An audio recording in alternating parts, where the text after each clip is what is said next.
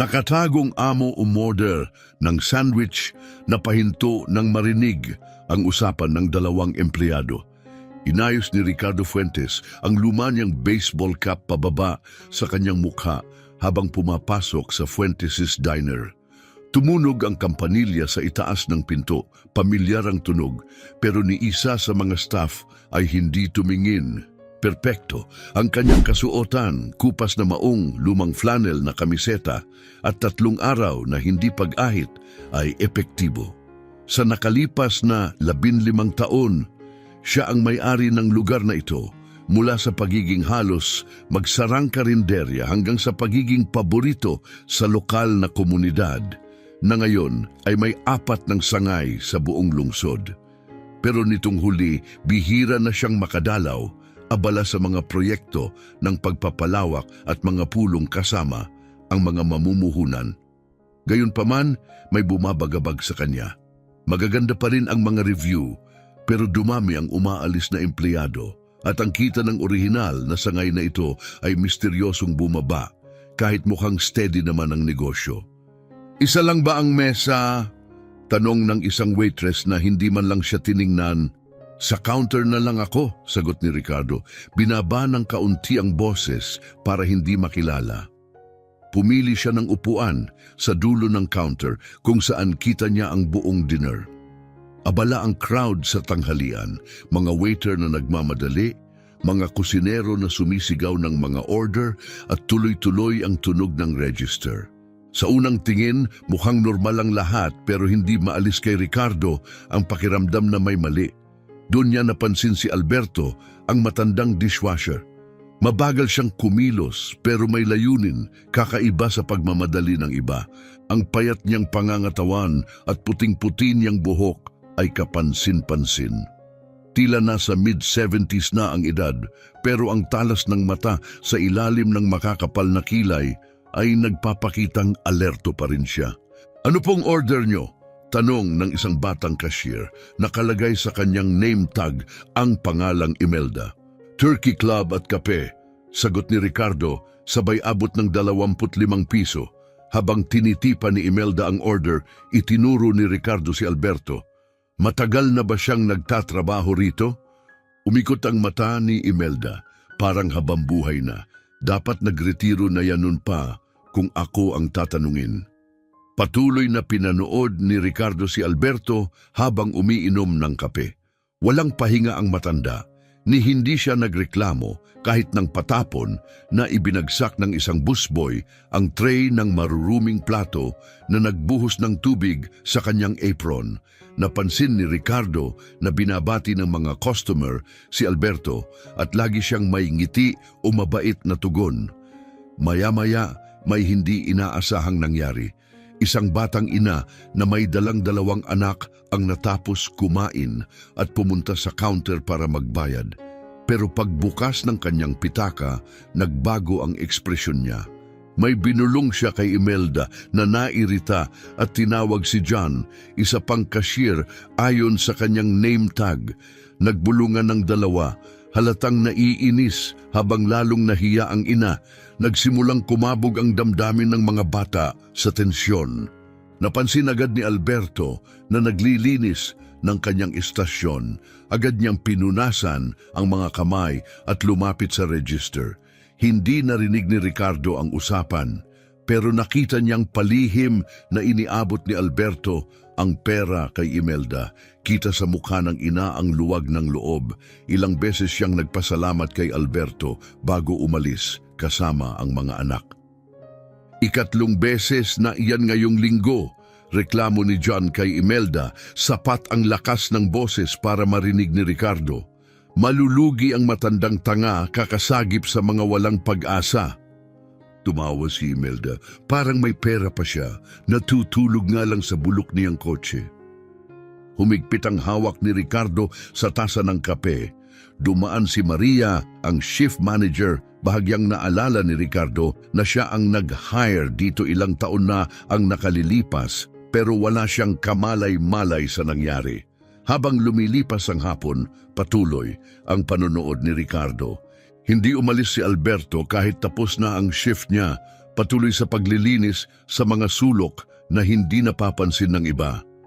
2 beses pa siyang nakita ni Ricardo na palihim na nagbayad para sa customer.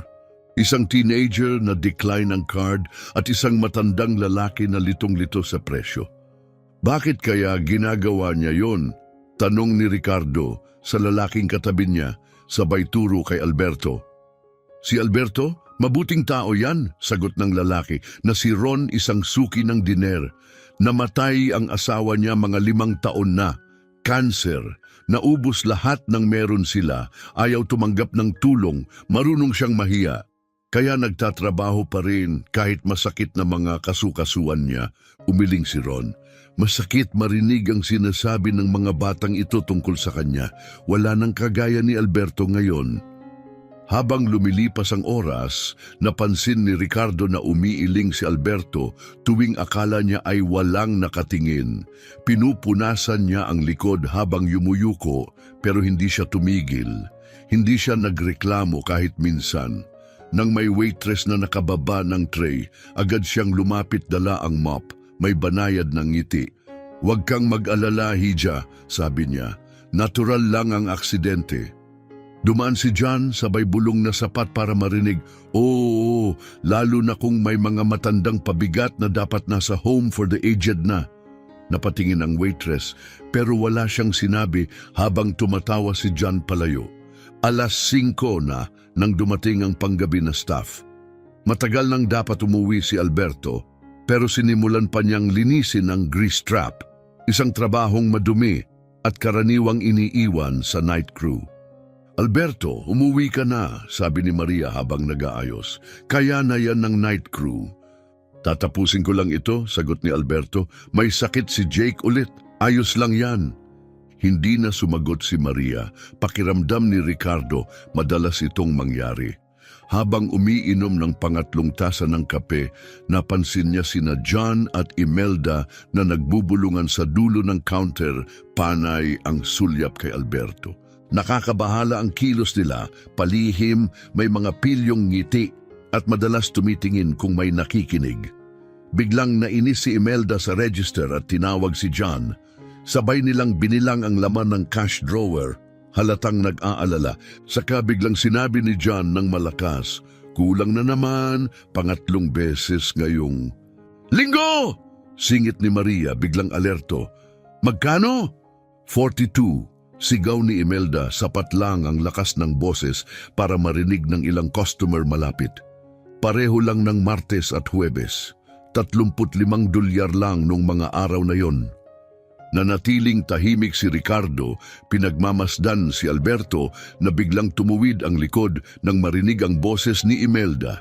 Hindi nakalampas kay Ricardo ang pagkabahala sa mukha ng matanda. Habang bumibigat ang pakiramdam niya, napagtanto niya kung ano ang unti-unting nabubunyag sa harap niya. Hindi ito simpleng issue ng accounting. Isa itong malinaw na paninira. Si Alberto na buong araw na tahimik na tumutulong sa iba, ay ngayon nakatayo mag-isa, walang kamalay-malay na pinaplano na siyang pagbintangan ng 2 kasamahan. Pumasok si Ricardo sa diner na ito upang magkaideya sa kalagayan ng negosyo. Pero ang natuklasan niya ay mas mahalaga at mas nakakabahala. Habang pinagmamasdan niya si Alberto sa ilalim ng matinding ilaw ng kusina, tahimik siyang nagpasya. Alamin niya ang totoo, gaano man ito kasakit o kagulo. Kinabukasan, bumalik si Ricardo sa oras ng hapon kung kailan madalang ang customer. Suot pa rin ang lumang damit at nakababa ang sombrero, umupo siya sa booth malapit sa counter. Sapat para makapagmasid ng hindi kapansin-pansin. Abala na si Alberto, mas mabagal kumilos kaysa kahapon. Napansin ni Ricardo na maingat na hinihimas ng matanda ang pulsuhan kapag akala niya walang nakatingin. Nandoon din sina Imelda at John, nag-uusap ng palihim sa may register. Kapag tahimik ang diner, umu-order si Ricardo ng kape at pie, nagtatago sa likod ng dyaryo habang nakikinig. Kaunti na lang ang mga customer. Ilang suki at isang lalaking nagtatrabaho sa laptop. Nakatuon sa counter si John, nagsalita ng sapat ang lakas para marinig ni Ricardo. Tiningnan ko, 7 taon na palang nagtatrabaho rito si Alberto. Ani John, nakangisi. 7 taon na naghuhugas ng pinggan. Nakakatawa, di ba? Kawawa. Umirap si Imelda.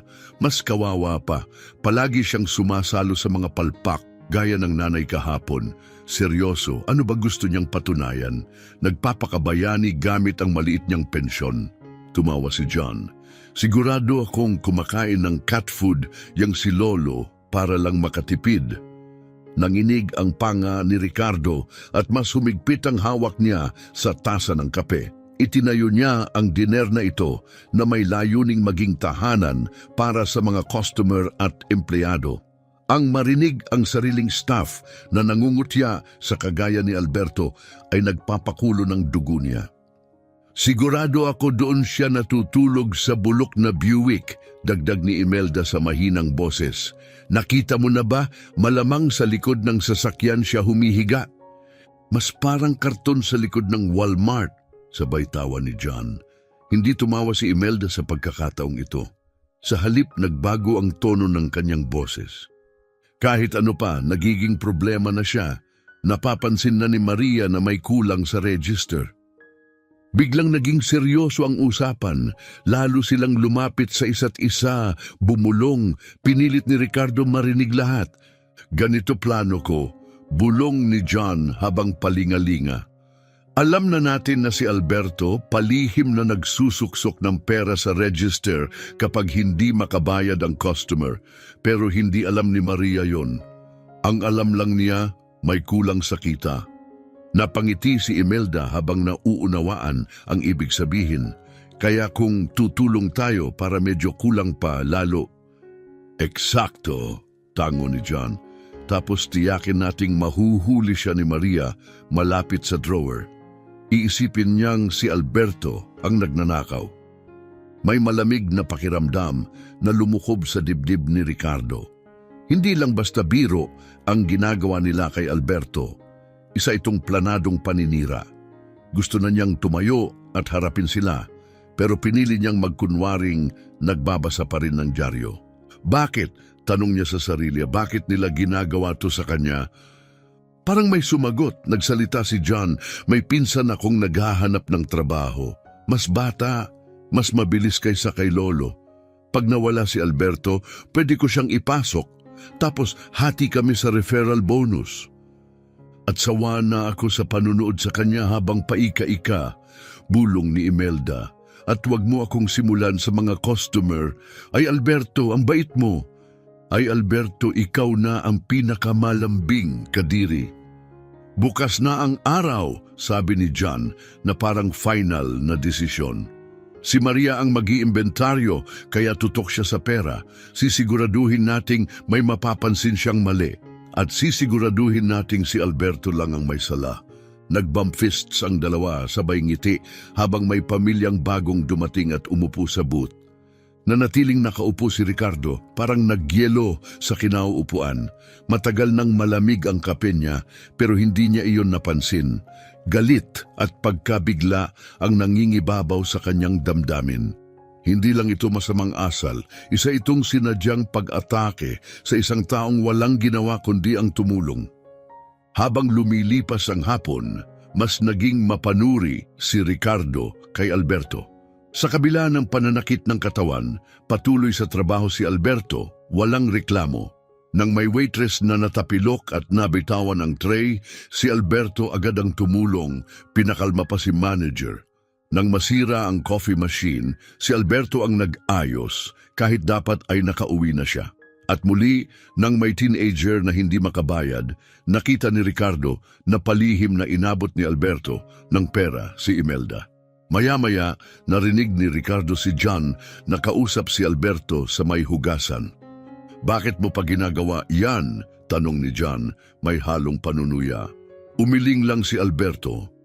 Nawala ng trabaho ang nanay niya noong 1 buwan. Nahihiya siyang humingi ng tulong, pero halata mong gutom. Minsan, isang mainit na pagkain lang ang kailangan para makaraos. Pagkaalis ni Alberto, umikot ang mata ni John at nagkunwaring may sinasabi sa likod niya. Halatang nagpapatawa para kay Imelda. Nang matapos ang araw, tahimik na nagbayad si Ricardo at umalis. Pero hindi siya umuwi. Sa halip, naghintay siya sa loob ng kanyang kotse sa tapat ng dinner. Halos 1 oras pagkatapos ng dapat ay tapos na ang shift, lumabas si Alberto, pagod at mabagal, patungo sa parking lot. Pinatakbo ni Ricardo ang sasakyan at sinundan siya mula sa ligtas na distansya.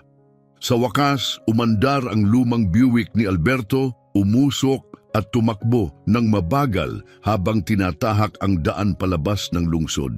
Dumaan siya sa hanay ng mga bahay at tindahan, papunta sana sa bahagi ng bayan kung saan naroon ang diner.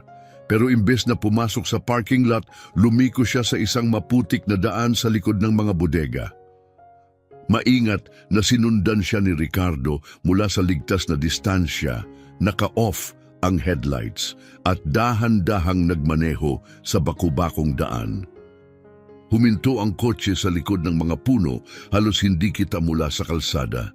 Nakatago sa likod ng mga gusaling pangkomersyo ay isang maliit, sira-sirang trailer na halatang dekada na ang tanda. Kalawangin ang gilid na metal at malabo na ang mga bintana. Nagpark si Alberto at dahan-dahang umakyat sa 3 kahoy na baitang na tila isang hakbang na lang ay bibigay na. Kinailangan niyang itulak ang pinto gamit ang kanyang balikat para bumukas ito. Sumindi ang isang kumikislap na bumbilya sa loob at tumambad ang isang masikip, halos walang lamang tirahan.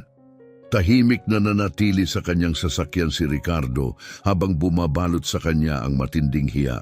Paano niya hindi ito napansin? Paano nagagawang mamuhay ng ganito ng isang taong halos buong puso ay ibinuhos para sa negosyo niya? Kinabukasan, suot pa rin ang kanyang disguise, kinausap ni Ricardo ang ilang matagal ng customer. Yung dishwasher, si Alberto, marahang sabi niya sa isang matandang mag-asawa. Ano po ang kwento niya? Marahang sumagot ang babae. Namatay ang asawa niyang si Marta. Mga 5 taon na ang nakalipas. Cancer. Binibenta nila halos lahat ng meron sila para sa gamutan. Hanggang ngayon, nagpapadala pa rin siya ng pera sa ospital kapag kaya niya. May pamilya pa ba siya? Tanong ni Ricardo. May anak na babae, sagot ng lalaki. Nasa Seattle. Gusto siyang patirahin doon pero ayaw niya. Ayaw niyang maging pabigat. Mayabang rin kasi pero mabuting tao. Habang nagmamaneho pa uwi kinagabihan, mabilis ang takbo ng isipan ni Ricardo. Hindi na siya pwedeng manahimik lang habang pinagsasamantalahan ni na John at Imelda si Alberto. Gabi-gabi iniisip niya ang imahe ng matanda na paika-ikang umaakyat sa lumang trailer. Kung ikukumpara sa maginhawa niyang buhay, napakabigat isipin. Pagsikat ng araw, nakagawa na siya ng ilang tawag. Nagsimula na ang kanyang plano. Dumating siya sa diner bago pa dumating ang sinuman, nakapark ng palihim habang minamasdan ang pagdating ng mga empleyado. Pumasok ang lumang kotse ni Alberto, umuusok, tila hirap na hirap. Sa kabila ng tiyak na pagod at sakit, bumaba siya at tahimik na pumasok, may determinasyong dala. 1 beses lang siyang huminto para haplusin ang likod bago tuluyang pumasok. Sa halip na agad na pumasok, nagtungo si Ricardo sa isang malapit na cafe kung saan siya nakipagkita kay Ron, ang suking nagsalita tungkol kay Alberto. Suot pa rin ang disguise, binati niya ito. Salamat sa pagpunta, sabi niya. Hindi ko na matanggal sa isipan ko ang kalagayan ni Alberto. Dahan-dahang hinalo ni Ron ang kape. Kilalang kilala ko na yon. Halos 6 na taon na. Simula nang mamatay si Marta, palagi na siya rito. High school sweethearts sila, mahigit 50 taon kasal, mabilis dumapo ang cancer at kinain lahat ng meron sila. Lumapit si Ricardo. Lahat? Tumango si Ron. May ipon sila, may bahay sa Maple Street, pero experimental ang treatment at ayaw sagutin ng insurance. Hindi nag-alinlangan si Alberto. Ibinenta ang bahay, retirement fund, pati sasakyan nila. Lahat ibinuhos niya para subukang iligtas ang asawa niya. Nakatulong ba? Tanong ni Ricardo. Binigyan sila ng 8 buwang dagdag, sabi ni Ron, garal-galang tinig, pinakamahihirap na buwan sa buhay niya, pero sabi niya hindi niya ipagpapalit kahit kailan. At nang mawala si Martha, ayaw niyang takasan ng utang. Sabi niya, responsibilidad pa rin niya yon, doon siya nagsimulang magtrabaho sa diner. Ibinahagi ni Ricardo ang natuklasan niya. Walang karanasan sa restaurant, nasa 70 na, may arthritis. Pero tinanggap ang kahit anong trabaho. Yung trailer lang ang kaya niya dahil patuloy pa rin siyang nagpapadala ng pera sa ospital at tumutulong sa anak niya. Muling tumango si Ron. Hindi alam ng anak niya kung gaano kahirap ang kalagayan niya. Nagpapadala siya ng mga litrato mula sa dinner, sinasabi niyang okay lang siya. Akala ng anak niya, manager siya ron. Parang suntok sa sikmura ang bawat salitang naririnig ni Ricardo. Ang Fuentes' Diner ay dati niyang ipinagmamalaki, isang lugar kung saan maayos at may dangal ang trato sa lahat. Pero parang nabitawan niya ang pangarap na yun. May isa pa, dagdag ni Ron, binenta na ang lupa kung saan naroon ang trailer park. Bibigyan na lang sila ng 60 araw para lumipat. Nanlamig si Ricardo. Alam ba ni Alberto? Wala pa siyang sinasabi sa trabaho. Ayaw siguro ng awa. Saan siya pupunta? Tanong ni Ricardo. Umiling si Ron.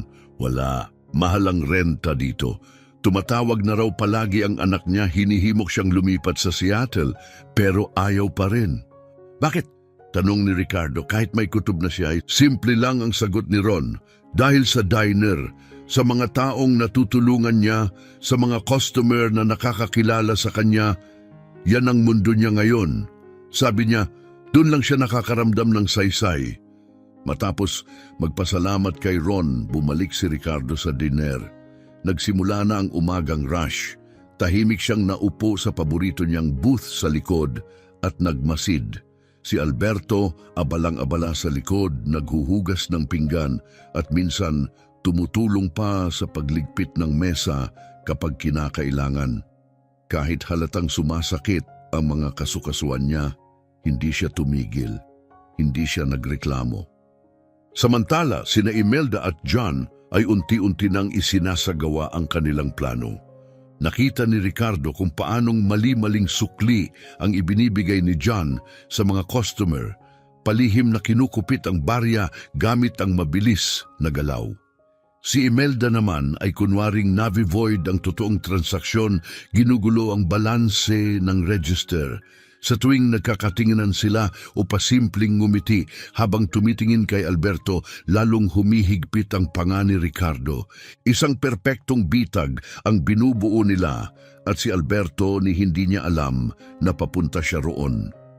Bandang 11:00 ng umaga, bumalik sa diner ang isang pamilyar na mukha, isang batang ina na may 3 maliliit na anak.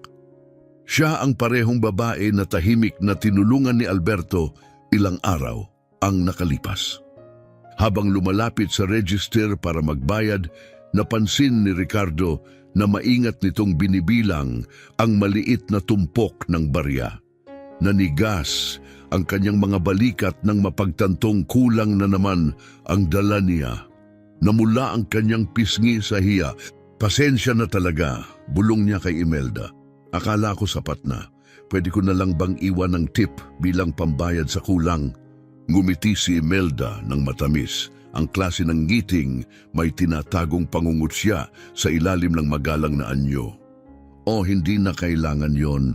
Sigurado akong si dishwasher na naman ang bahala dyan. Pagkatapos ay nilakasan niya ang boses. Alberto, mukhang kailangan na naman ang pitaka mo, kulang ang bayad ng customer. Tahimik ang buong diner. Labis ang pagkapahiya ng batang ina, pulang-pula ang mukha habang napapalingon ang ibang mga tao. Napatingin sa kanya ang mga anak, naguguluhan, ramdam ang tensyon. Mula sa kusina, lumabas si Alberto na tila hindi nagulat. Agad niyang naintindihan ang sitwasyon, ngunit hindi siya nagpadaig sa halatang tangkang ipahiya siya ni Imelda. Tahimik, walang eksena, inabot niya ang ilang nakatiklop na pera mula sa bulsa at iniabot sa babae. Salamat, bulong nito, puno ng hiya ang tinig. Babayaran ko po kayo sa susunod pag nakuha ko na ang sahod ko. Walang problema, Amy, malumanay na tugon ni Alberto. Summer break ang mga bata. Mahirap talagang sumabay. Ginagawa mo ang makakaya mo. Sa simpleng mga salitang iyon, nawala ang bigat ng eksena. Muling naging magaan ang paligid. Nagtanong si Alberto tungkol sa mga bata, kinamusta ang summer nila at binati pa ang ina sa kanyang huling job interview.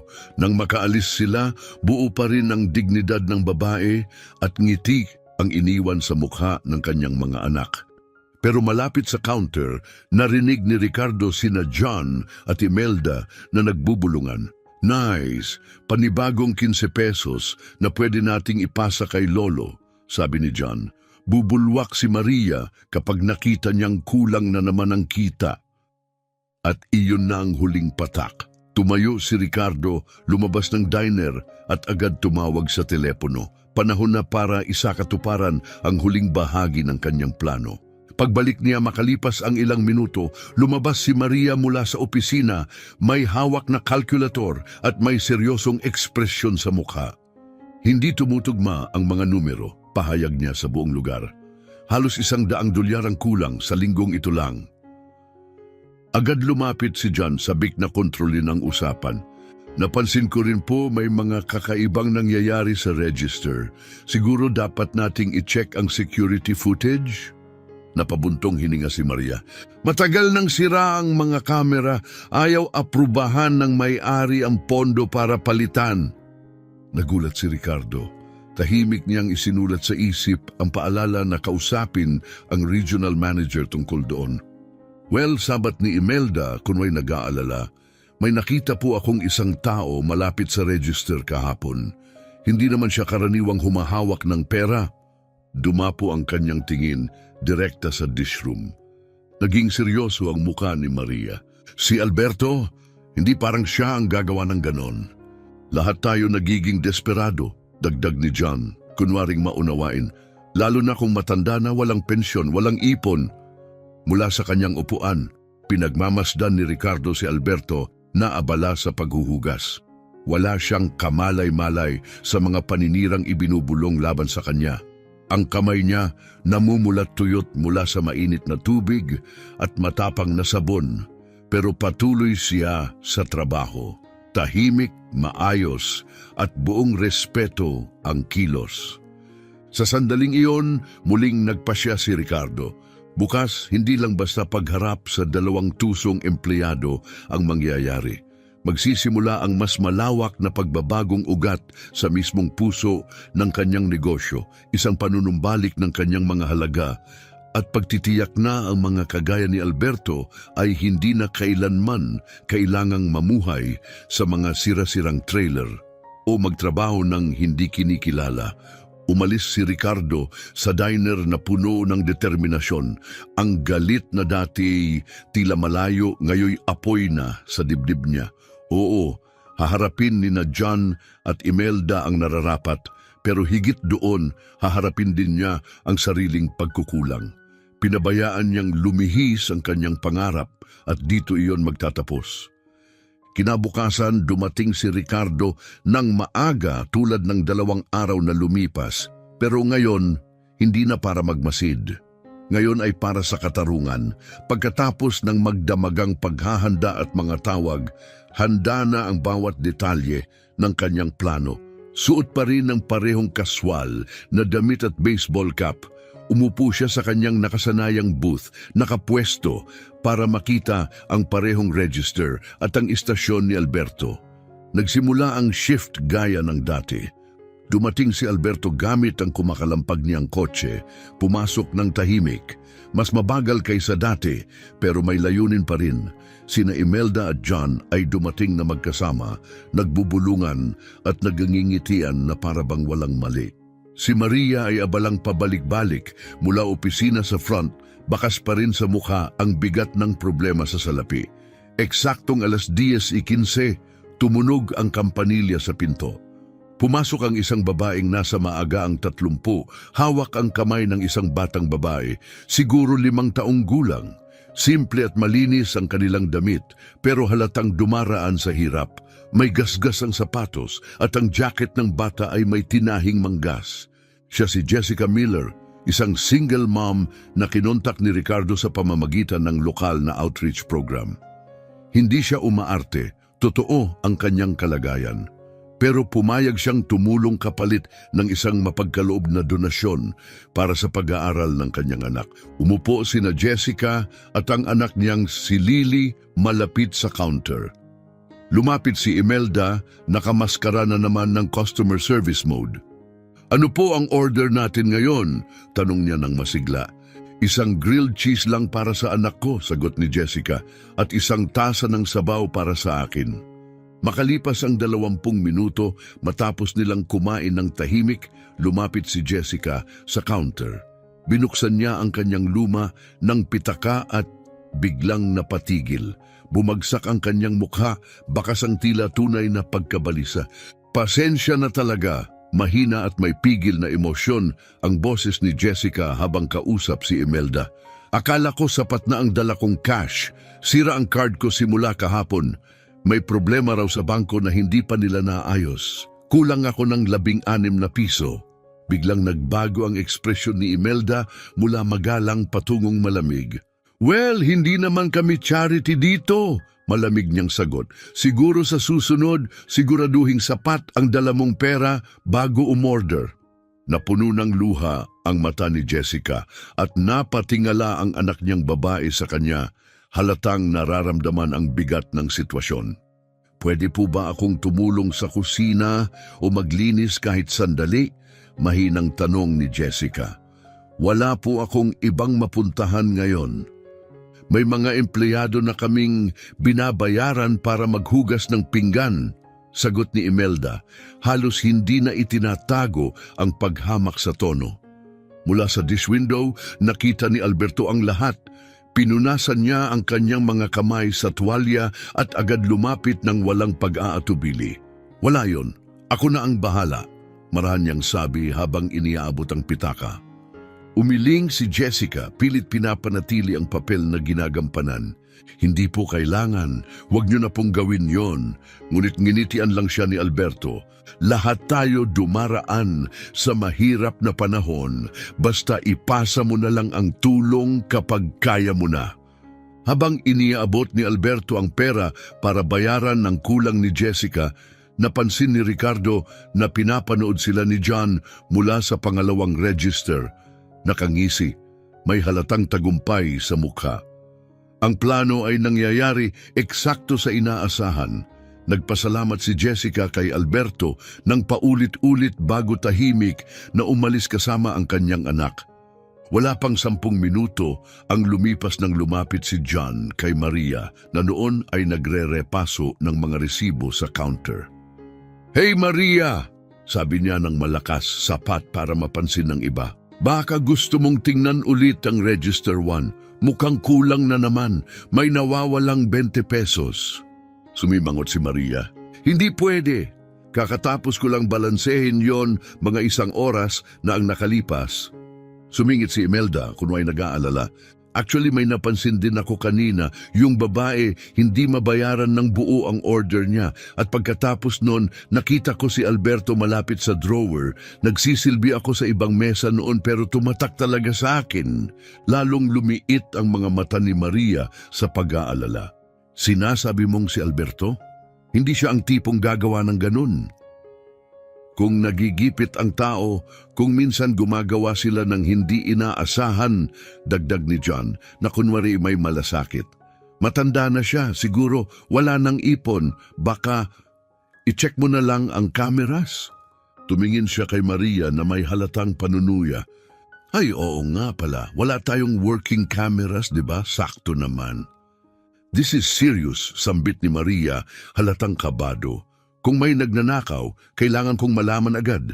Nagtatanong na ang may-ari tungkol sa mga nawawalang pera. Lumapit pa si Imelda, may ideya. "Bakit di na lang tayo mag-surprise drawer count? Ngayon na, bago pa may makaayos ng mga numero." Tumango si Maria, seryoso ang mukha at sinimulang bilangin ang laman ng drawer habang sina Imelda at John ay nakatayo sa tabi, parang mga buitre. Mula sa booth, pinagmamasdan sila ni Ricardo. Kitang-kita sa mukha ni na John at Imelda ang tagumpay nang mapansin ni Maria ang kakulangan. $37 short, gulat na sabi ni Maria. Lagpas na sa 100 ngayong linggo. Wala na akong magagawa. Kailangan kong kumilos. Tahimik na nanatiling nakaupo si Ricardo habang pinapanood si Maria na tumayo, huminga ng malalim, at tuluyang naglakad papunta sa kusina, diretso sa dish room kung saan si Alberto ay patuloy sa trabaho, walang kamalay-malay sa paparating na akusasyon. Sumunod agad sina Imelda at John, hirap itago ang kasiyahan sa mga mukha. Alberto, tawag ni Maria, masikip ang boses. Pwede ba kitang makausap sandali? Napatingin si Alberto mula sa lababo, halatang gulat sa seryosong ekspresyon nila. Siyempre Maria, may problema ba? Diretso na akong magtatanong, sagot ni Maria, halatang nahihirapan. Ilang beses nang kulang ang kita sa register ngayong linggo. Ngayon, halos 40 ang nawawala at may nagsabing, nakita ka malapit sa drawer bago ito nangyari. Nagpakita ng gulat at kalituhan si Alberto at unti-unti dumapo sa mukha niya ang sakit ng loob. Iniisip niyong ako ang nagnanakaw? Mahina niyang tanong. Pareho naming nakita yon, sabat ni John, puno ng huwad na pagsisisi. Lagi kang nandoon tuwing nawawala ang pera. Tumutulong lang ako, sagot ni Alberto halatang nalilito. Sa mga customer na hindi makabayad, nagdadagdag ako ng pera, hindi nagtatanggal. Umirap si Imelda.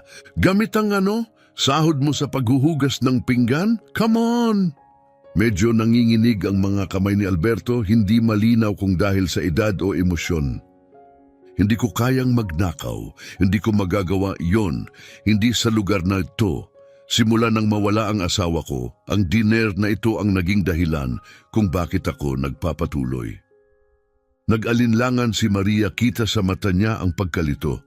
Alberto, matagal na kitang pinagkakatiwalaan, pero paulit-ulit nang kulang ang drawer at ngayon 2 na ang nagsasabing nakita ka sa lugar na hindi ka dapat naroon. 2? Napatingin si Alberto sa kanilang tatlo, hindi makapaniwala. Si John at Imelda ang parehong nagsabi, sagot ni Maria, maingat ang tono. Parang alon na dumaan kay Alberto ang katotohanan.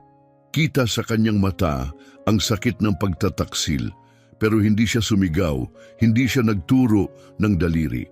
Nanatili lang siyang nakatayo, tahimik, dignified, kahit mabigat ang akusasyon sa ere. Naiintindihan ko, mahinahon niyang sabi. Siguro gusto niyong mag-resign na ako. Pasensya na talaga, Alberto, sagot ni Maria, bahagyang nanginginig ang boses sa lungkot. Maliwanag ang patakaran ng kumpanya pagdating sa mga pinagsususpetsahang pagnanakaw. Kailangan kitang paalisin agad. Namayani ang bigat ng katahimikan sa buong diner. Tumigil ang lahat ng pag-uusap. Ang mga tinidor nakabitin sa ere at napuno ng pagkabigla ang buong silid. Maging mga customer at staff ay napatingin patungo sa dish room, hindi makapaniwala sa naririnig. Si Alberto inaakusahan ng pagnanakaw, hindi ito kapanipaniwala. Lumapit si John, hirap itago ang kasiyahan. Ako na ang maghahatid sa kanya sa likod para makuha ang gamit niya, alok niya. Hindi na kailangan, sabad ng isang kalmadong tinig mula sa likuran. Sabay-sabay ang paglingon ng lahat habang tumayo si Ricardo mula sa kanyang booth. Pero ngayon, hindi na siya nakayuko o mahina ang tinig. Tumayo siyang tuwid, tinanggal ang luma niyang sombrero at lumakad patungo sa grupo na may tahimik ngunit matatag na presensya, ang tindig ng isang tunay na pinuno. Napasinghap si Maria. Mr. Fuentes, hindi ko alam na... Malinaw naman, putol ni Ricardo, at sa isang iglap ay sa kanya nakatuon ang buong atensyon ng silid. Mukhang may sitwasyong nangangailangan ng agarang pag-akto ng mismong may-ari. Parang kuryente ang tension sa loob ng Fuentes' diner. Napatigil ang lahat. Tumigil ang ingay sa kusina. Lahat ng tao ay nakatingin habang si Ricardo ay lumalapit sa grupo malapit sa dishroom. Nabubulol si Maria sa pagsasalita. Kung alam ko lang na may inspeksyon ngayong araw. Hindi ito inspeksyon, maring sabi ni Ricardo. Sa nakaraang 3 araw, tahimik akong nakaupo dito, pinagmamasdan ang operasyon, hindi bilang boss ninyo, kundi bilang customer. At ang mga nakita ko ay parehong nakakagulat at nakakapanlumo. Tiningnan niya ang buong silid at sa huli ay tumigil ang titig niya kina John at Imelda na pareho agad na nanigas. Napakwanli si John. Sir, sinusunod lang po namin ang tamang proseso. Alam nyo, pag may hinihinalang pagnanakaw, tama na, isang salita lang, ngunit may bigat na parang sigaw, tumahimik si John agad. Si Alberto ay nakatayo pa rin sa tabi ng lababo, may hawak na tuwalya, litong-lito at naguguluhan habang lumilingon kina Ricardo, Maria at sa iba. Tumalikod si Ricardo sa lahat. Para sa mga hindi nakakakilala sa akin, ako si Ricardo Fuentes, ang nagtatag ng Fuentes' Diner. 15 taon na ang nakalilipas, sinimulan ko ang negosyong ito sa layuning makabuo ng lugar kung saan ang mga customer ay malugod na tinatanggap at ang mga empleyado ay ginagalang at pinapahalagahan. Inilabas niya mula sa coat ang isang maliit na device. Sinabi ni Maria na sira raw ang mga security cameras. Kakaiba dahil ako mismo ang nag-aproba sa pag-install ng mga bagong hidden cameras, may audio, 2 araw lang ang nakalipas. Nanlaki ang mata ni Maria. Pero wala po akong natanggap na abiso. Alam ko, tugon ni Ricardo. Isa yang pagkukulang sa komunikasyon na aayusin ko. Pero sa ngayon, may mas mahalaga tayong dapat pagtuunan. Lumapit siya sa gilid ng diner at ikinonekta ang device sa nakamount na TV. Nagblink ito at muling tumahimik ang lahat. Lumabas ang malinaw na footage. Si John sa register nagbibigay ng maling sukli at palihim na kinukuha ang sobra. Si Imelda naka-void ng totoong transaksyon pagkatapos umalis ang mga customer. Tapos silang dalawa nagbubulungan sa counter. Bagamat mababa ang kanilang mga boses, malinaw ang kuha ng mikropono. Kapag naisisi natin to kay Alberto, mapipilitan si Maria na tanggalin siya. Eksakto, papasok ko na yung pinsan ko tapos hati tayo sa referral bonus. Wala na yung nakaka-depress na matandang lalaki. Isang kolektibong paghigbi ang dumaan sa buong diner. May ilang suki na napatayo sa galit. Napahawak si Maria sa bibig, halatang labis na nabigla. Nagpatuloy si Ricardo ipinakita ang karugtong ng footage. Ngayon, si Alberto naman ang laman ng screen, tahimik na nagbibigay ng pera mula sa sariling bulsa sa isang kabataang hindi makabayad. Si Alberto naglilinis kahit tapos na ang oras. Si Alberto, sumasalo sa pagkakamali ng iba, pinoprotektahan ang mga katrabaho, tahimik at marangal na sinasalo ang buong diner. Sa huli, huminto ang screen sa eksenang kuha kaninang umaga, sina John at Imelda na sinasadyang guluhin ang cash drawer para magmukhang may kulang. Bumalik ang tingin ni Ricardo sa lahat, ang boses ay matatag ngunit may bigat. Ang buong kwento ay peke. Ang tunay na pagnanakaw sa dinner na ito ay gawa ng 2 taong pinakamaingay sa pagbibintang.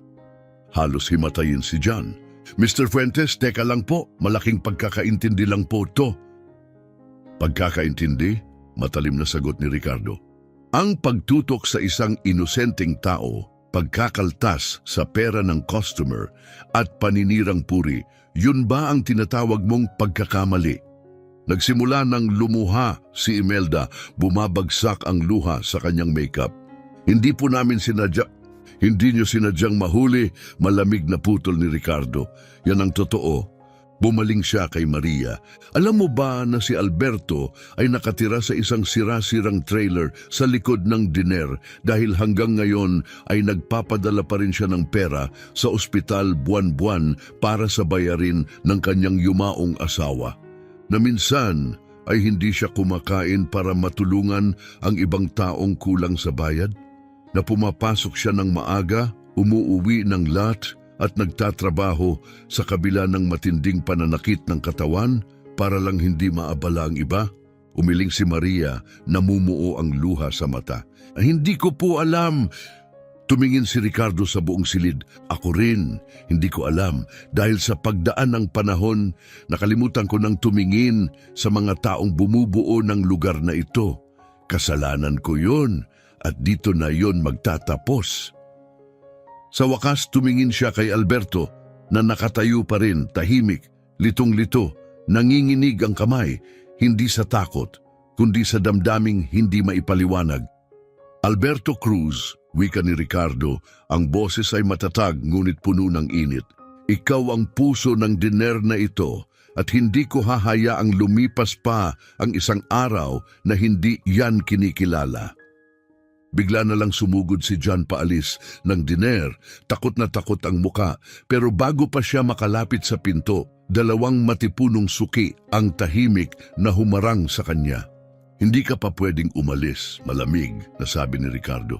Gugustuhin ng pulis na makausap kayong dalawa tungkol sa footage na yon. Nagsimulang humikbi si Imelda habang si John naman ay napuno ng galit.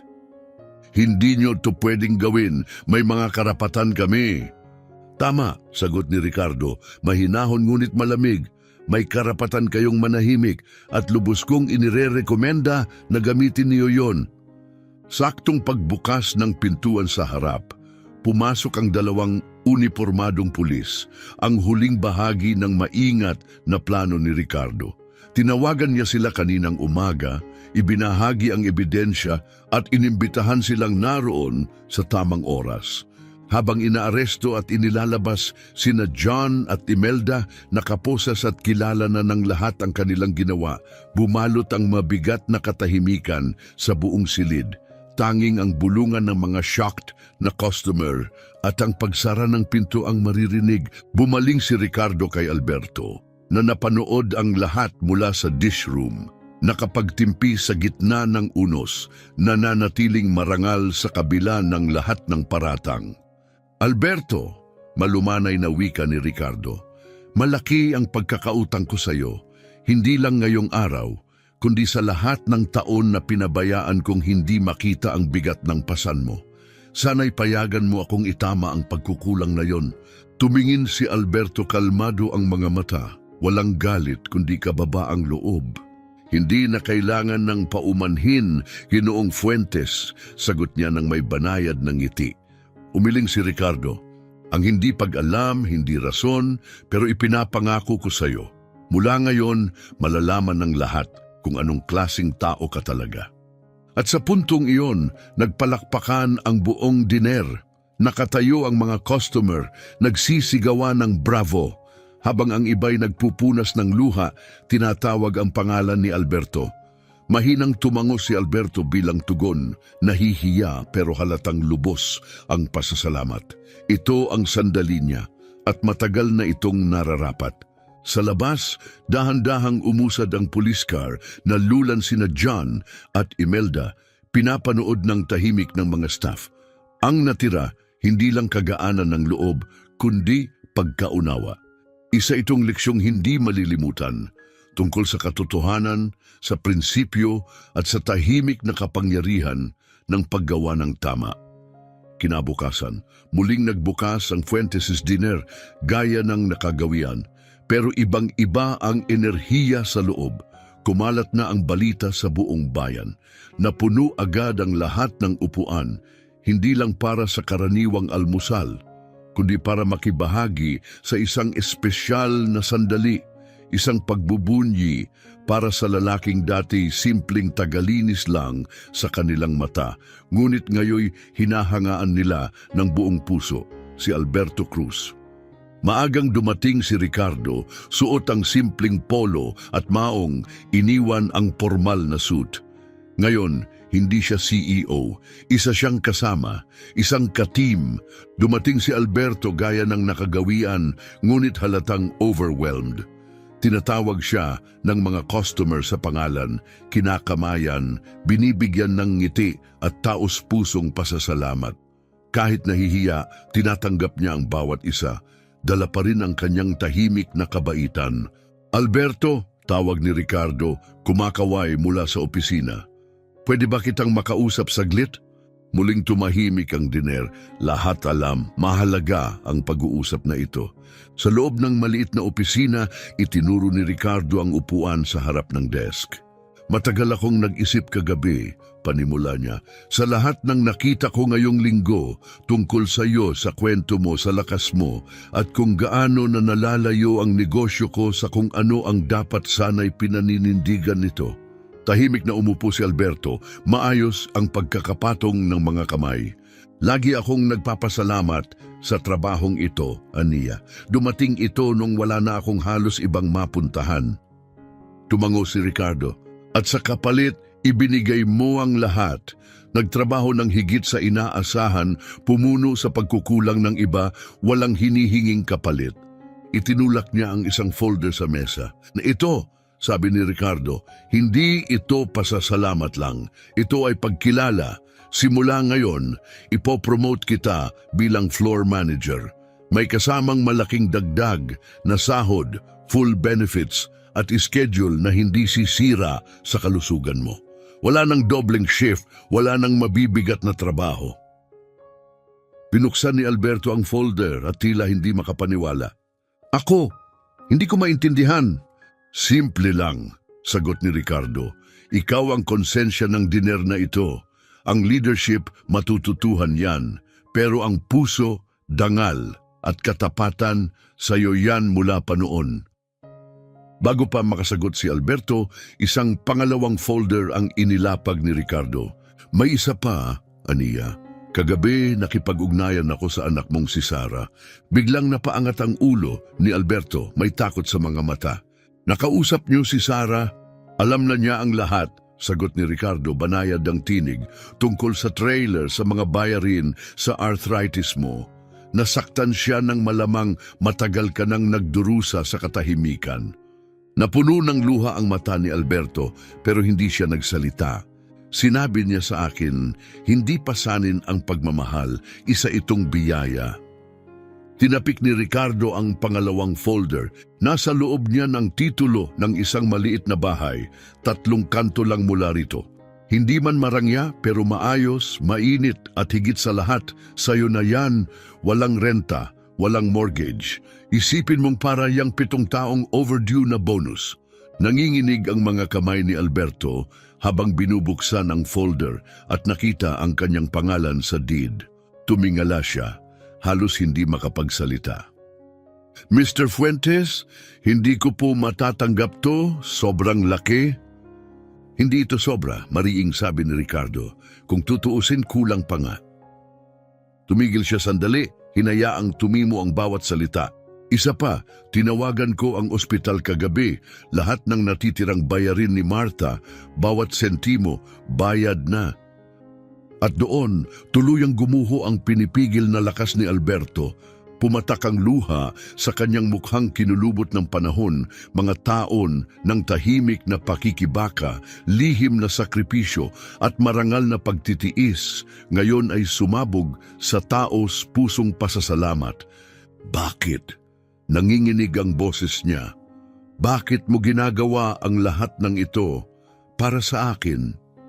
Namasa rin ang mata ni Ricardo. Dahil pinaalala mo sa akin ang isang bagay na matagal ko nang nakalimutan, mahinahon niyang sagot, na ang negosyo ay hindi lang tungkol sa expansion o kita. Ito'y tungkol sa mga tao, tungkol sa paggawa ng tama para sa mga taong araw-araw ay nagbibigay ng buong puso. Ikaw ang nagsabuhay ng mga pinahahalagahan ko habang ako'y puro salita lang. Tumayo siya at iniabot ang kamay kay Alberto. Kaya salamat sa iyo, Alberto. Hindi lang sa katapatan o sipag mo, kundi sa pagpapaalala sa akin kung ano talaga ang ibig sabihin ng pamumuno. Ginawa mo akong mas mabuting negosyante at mas mabuting tao. Nang lumabas silang dalawa mula sa opisina, muling napuno ng palakpakan ang diner. Nakatayo ang mga customer pumapalakpak. May sumisigaw ng pagbati, may mga nagpupunas ng luha. Nakangiti si Maria malapit sa counter, namumula ang mata pero may halong pride at ginhawa. Pinalibutan si Alberto ng mga kasamahan, bumabati, yumayakap at mas masaya kaysa sa mga nakaraang linggo. Itinaas ni Ricardo ang kamay upang magsalita. May isa pa akong anunsyo, sabi niya sa buong silid. Simula ngayon, ang Fuentes' Diners ay magkakaroon ng bagong pulisya sa buong kumpanya. Lahat ng empleyado ay tatanggap ng living wage, full benefits, at may access sa emergency financial support. Walang sino man sa ating team ang kailangang mamili pa sa pagitan ng pagbabayad ng renta o pagtulong sa nangangailangan. Nagkagulo sa tuwa ang buong diner. May hiyawan, may halakhak, parang hindi restaurant kundi isang pagdiriwang. Lumapit si Amy, ang batang inang ilang beses na tinulungan ni Alberto. Bit-bit ang sobre habang dumikit sa gilid niya ang mga anak. May sinimulan po kami para sa inyo, sabi niya, iniaabot ang sobre. Hindi po kalakihan, maliit na ambagan lang namin. Ngumiti si Ricardo, alagaan na natin si Alberto, anya nang may init sa tinig. Pero mas maganda ang ideya ko para sa perang yan. Gamitin natin yan para simulan ng isang bagay na makabuluhan, ang Alberto Cruz Community Fund. Isang pondo para sa sinumang tagabayan na dumaraan sa mahirap na panahon o matitinding gastusin sa ospital. Dahil ang puso ni Alberto ay para sa komunidad at ngayon ang komunidad na ito ang magbabalik noon. Tumingin si Alberto sa mga taong nagtipon sa lugar na 7 taon niyang pinagsilbihan, mga taong kilala niya, mga buhay na naantig ng kanyang tahimik ngunit makapangyarihang kabutihan. At sa mga ngiti nila, naramdaman niya ang isang bagay na hindi niya kailanman hinangad pero labis niyang karapat-dapat, pagkilala, pasasalamat at pagmamahal. Sa mga sumunod na linggo, unti-unting nanirahan si Alberto sa bago niyang tahanan at sa bago niyang papel sa diner. Bagaman hindi na niya kailangan pang magtrabaho, pinili pa rin niyang manatili, hindi dahil sa pangangailangan, kundi dahil ito ang naging layunin ng kanyang buhay, ang mga taong mahal niya, ang kanyang pamilya. Tuwing umaga kapag pumapasok si Alberto sa Fuentes' Diner, hindi na siya ang tahimik na matanda sa likod ng pinggan. Siya na ang leader, ang simbolo ng malasakit at ang puso ng isang negosyo na tuluyang nagbago dahil sa kanyang halimbawa. Si Ricardo naman, tinupad ang kanyang pangako na natiling aktibong kasali sa negosyo. Ang mga pagbabagong ginawa niya ay umalingaw-ngaw sa bawat sangay. Isang bagong kultura ang sumibol, kung saan ang empathy ay kasing halaga ng efficiency at ang character ay higit sa credentials. At sina John at Imelda, nawala sa alaala, maliban na lang sa bulong-bulungang paalala sa mga lupon ng industriya. Hindi bilang kriminal, kundi bilang babala na ang katalinuhan na walang pagkatao ay walang patutunguhan. At ang tunay na sukat ng isang tao ay kung ano ang ginagawa niya kapag walang nakatingin.